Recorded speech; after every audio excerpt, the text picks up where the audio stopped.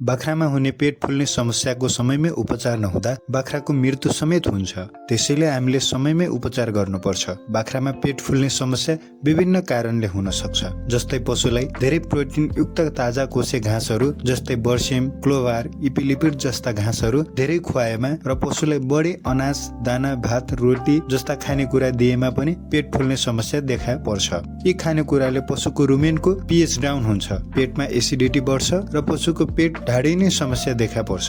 कहिलेकाहीँ आन्तरिक परजीवीको संक्रमण, कब्जियत, 81 आहारा परिवर्तन हुँदा र बाख्राले विषालु झारपात खाएमा पनि पेट फुल्ने समस्या देखा पर्छ। पेट फुलेको बाख्राले दाना पानी खान बन्द गर्ने, उदास देखिने, उग्राउन छोड्ने, पछाडिबाट बायाँपट्टिको पेटमा हल्का हिर्काउँदा डफलाको जस्तो आवाज आउँछ, उपचार नपाएमा श्वास फेर्न गाह्रो हुन्छ, बाख्रा छटपटाउँछ, कराउँछ, ढल्छ र अन्तमा बाख्राको मृत्यु हुन्छ। यसको उपचारको लागि अफानिल वा टिम्पानिल पाठापाठीलाई 10 ml र ठुला बाख्रालाई 20 ml दिनको 2 देखि 3 पटक दिनुहोस्। बाख्राको दिशा पिसाब बन्द भएको छ भने म्याग्नेशियम सल्फेट 10 देखि 30 ग्राम मनतातो पानीमा घोलेर दिनमा 2 पटक दिनुहोस् र यसको साथै बाख्राको पाचन र भोक बढाउने डाइजेस्टिभ पाउडर 1 देखि 2 चम्चा मनतातो पानीमा वा सक्खर मिसाएर दिनको 2 पटक 5 देखि 7 दिनसम्म दिनुहोस्। डाइजेस्टिभ पाउडर बजारमा विभिन्न नाम गरेको पाइन्छ, जस्तै रुचाम्याक्स, हिमालयन बत्तिसा, एभरेस्ट बत्तिसा, यी मध्ये कुनै पनि लिन सक्नुहुन्छ। यी मध्ये कुनै पनि औषधि तपाईसँग छैन भने अलासको तेल वा तोरीको तेल